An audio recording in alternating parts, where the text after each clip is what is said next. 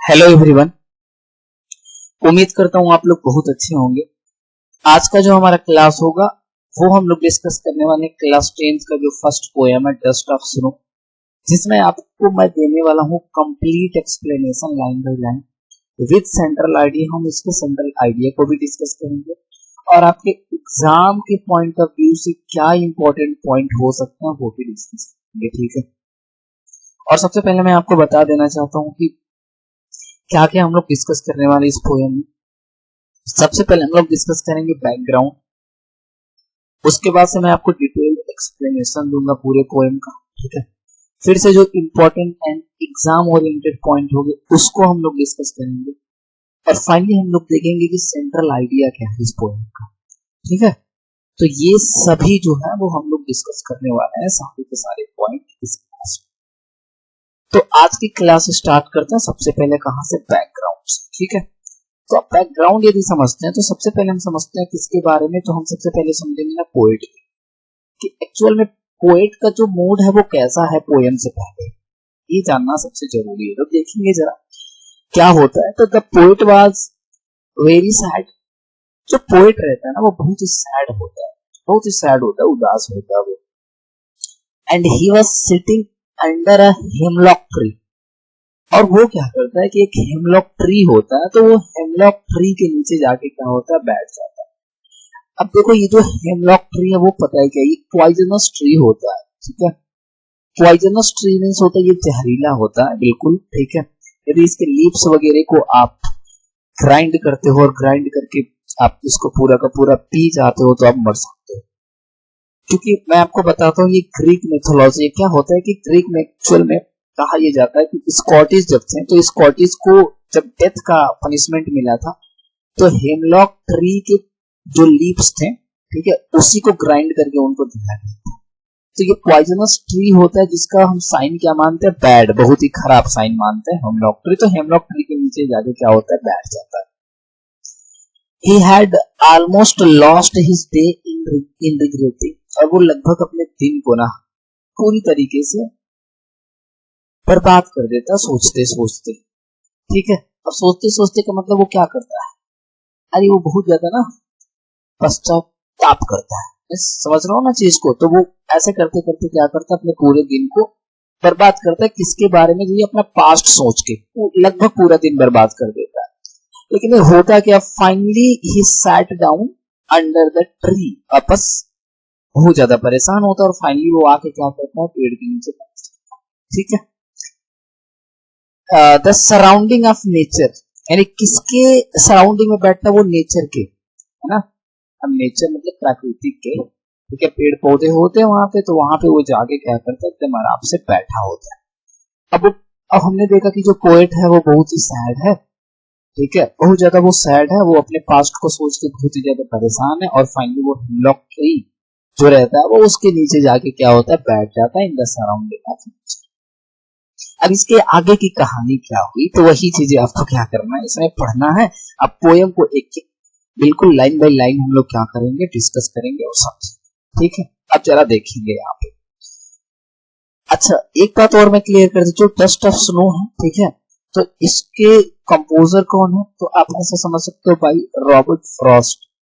इसके जो कंपोजर है वो कौन है, रॉबर्ट फ्रॉस्ट। ये अमेरिकन पोएट है, ठीक है, तो रॉबर्ट फ्रॉस्ट। अब आगे समझेंगे। अब पोएट हमारा कहता है कि द वे अ क्रो, जिस तरीके से एक कावे ने सुक डाउन ऑन मी। अब देखो यहाँ पे एक वर्ड है सुक डाउन, तो ये एक्चुअल में ये आपका जो सुक डाउन है वो उसको पता है क्या किससे बना हुआ है, सेक डाउन से।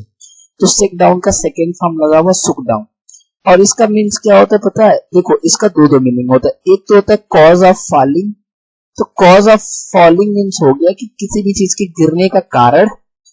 और दूसरा क्या होता है, टू सेटल, कहीं पे क्या होना, सेटल होना, ठीक है, अरे बैठना, सेटल होना, स्थित होना। बाई सेकिंग, अब बाई सेकिंग का मतलब क्या हो गया, अरे उसको वाइब्रेट करते हुए, ठीक है, मतलब हिला के कहीं पे वाइब्रेट करते हुए जब भी आप सेटल होते हैं तो वहां भी हम क्या बोलते हैं, सेट डाउन। दो मीनिंग इसके हो गए। तो कहना ये चाहता है कि सुक डाउन ऑन मी, तो जैसे वो क्या करता है, जो क्रो होता है, ठीक है, उस पेड़ पे क्या करता है, ट्राई करता है क्या होने का, सेटल होने का, बैठने का। तो क्या होता है, कहता है ये कि सुक डाउन ऑन मी, मेरे ऊपर गिरा। क्या गिरा? द डस्ट ऑफ स्नो, यानी जो स्नो थे, जो आपके बर्फ के छोटे छोटे टुकड़े हैं, वो क्या होता है, उसके ऊपर गिरता है फ्रॉम अ हेमलॉक ट्री। किसके ऊपर से? हेमलॉक ट्री के ऊपर से। अब समझ में आ गया कहानी। मतलब जो पोएट है वो बहुत ही सैड है, और वो सैड होके कहाँ पे बैठा हुआ है जी? हेमलॉक ट्री के नीचे।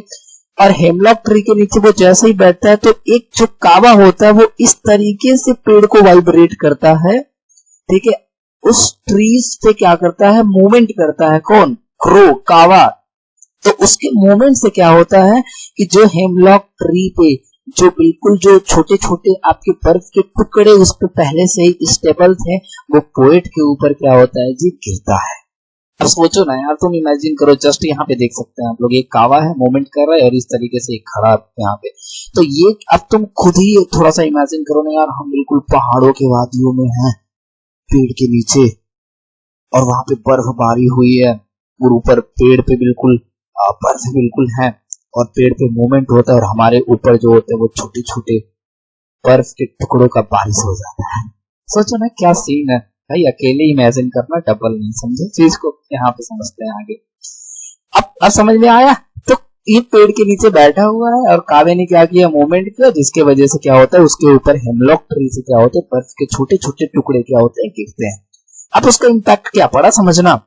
अभी कह रहे जैसे गिरा, हुआ क्या, कह रहे कि has given my heart a change of mood. कह रहे कि जैसे ये चीजें होती है ना, जैसे बर्फ के छोटे छोटे टुकड़े मेरे ऊपर गिरते हैं, वैसे ही क्या होता है, मेरा मूड जो होता है वो बिल्कुल क्या होता है, चेंज हो जाता है। लो भाई देखिए पावर नेचर का किस तरीके से, कितना सैड था, और ऑटोमेटिक क्या हो गया, इसका मूड क्या हो गया जी, बदल गया।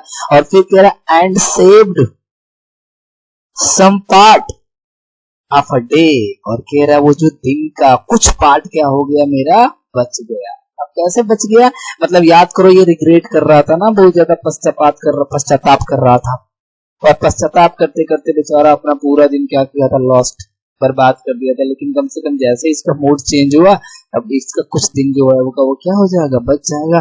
फिर आगे देखना लिखा आई हैड रीव्ड। रीव्ड मीन्स क्या होता है, तो रीव्ड मीन्स होता है रिग्रेटेड ना, पश्चाताप जिसे बोलेंगे, ठीक है। तो यहाँ पे हो गया रीव्ड। रीव्ड मीन्स रिग्रेट करना, यार समझ रहे हो ना। तो कह रहे यार मुझे ना बहुत ज्यादा रिग्रेट हुआ यार, मैंने अपना पूरा दिन क्या हो गया जी, बर्बाद कर दिया, ठीक है। तो आप दोनों स्टैंजा में आप देखेंगे तो सिंपल से ये कि बताना ये चाहता है आपको कि किस तरीके से जो पोएट है वो सैड होता है, और जैसे ही उसके ऊपर जो होते हैं वो स्मॉल आपके जो भी पार्टिकल्स होते हैं स्नो के, बर्फ के छोटे छोटे जो टुकड़े होते हैं, जैसे वो गिरता है, कैसे गिरता है, तो एक कावे ने मूवमेंट करता है पेड़ पे, और जैसे वो गिरता है उसका पूरी तरीके से मूड जो होता है वो क्या होता है, चेंज होता है। और वो अपना, यदि उसका मूड चेंज नहीं हुआ होता तो पूरा दिन बर्बाद कर देता, लेकिन उसका मूड जैसे चेंज हुआ, वो अपने दिन का कुछ पार्ट क्या किया, बचा लिया, और फिर उसे बहुत ज्यादा रिग्रेट हुआ, यार मैं तो फालतू में ही सारी चीजें अपने बर्बाद करती हूँ। तो यहाँ पे कुछ पॉइंट आपको नोट क्या करना है, जरा समझना ध्यान से, कि ये बताना ये चाहता है कि देखिए ना किस तरीके से जो नेचर है हमारा, कि नेचर में कितना पावर है, कितना शक्ति है ना, कि किस तरीके से भी हमारे मूड को क्या करता है, चेंज कर सकता है। और जो छोटी छोटी चीजें हैं, छोटी छोटी चीजें भी हमारी लाइफ में क्या होती है कि बहुत ज्यादा हैप्पीनेस, खुशी दे सकती है।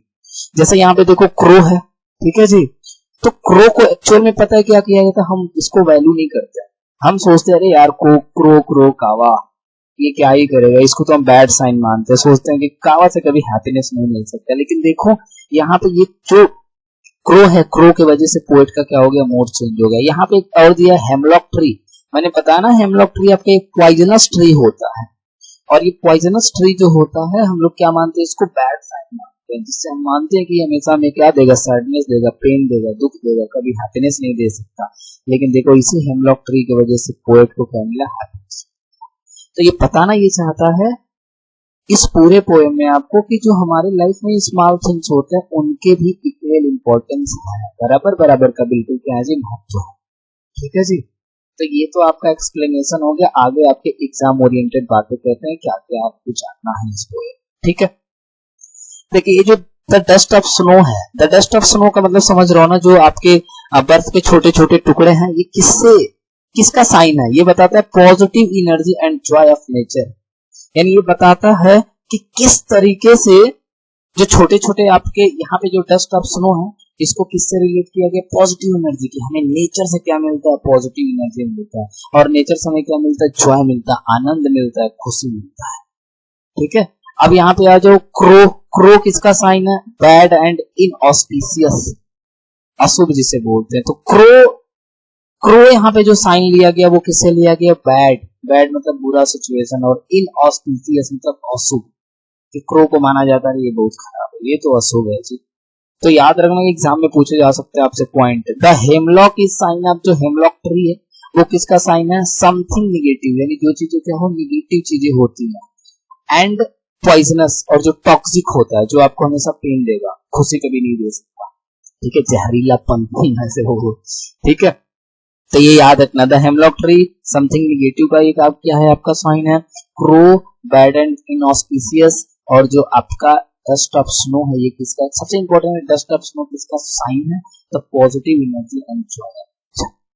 ठीक है जी, चलो अब देखो इसका सेंट्रल आइडिया क्या बनेगा। बहुत आसान है, बहुत आसान है। देखो सेंट्रल आइडिया मींस पोएट हमको बताना क्या चाहता है, ये चीजें तो आपको ऐसे लिख देना है कि the poem dust of snow is composed by the American poet Robert Frost. कि जो आपका ये पोएम है डस्ट ऑफ स्नो, ये अमेरिकन पोएट रॉबर्ट फ्रॉस्ट के द्वारा क्या किया गया है? कंपोज किया गया है।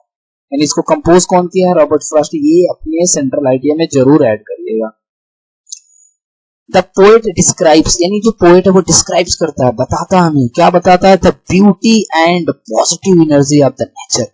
नेचर की जो ब्यूटी है, जो सुंदरता है, और इसकी पॉजिटिव जो एनर्जी है ना, उसके बारे में क्या करता है? हमें बताता है। एंड ही आल्सो मेंशंस, और हमें ये भी बताता है the value of small things in our life. और ये भी हमें बताता है कि हमारे जीवन में छोटे छोटे जो चीज हैं उनकी वैल्यू क्या है, बताता है ना। याद करो, जो क्रो को हम मानते हैं ये गलत है, लेकिन देखो क्रो की वजह से हैप्पीनेस मिला कि नहीं पोएट को।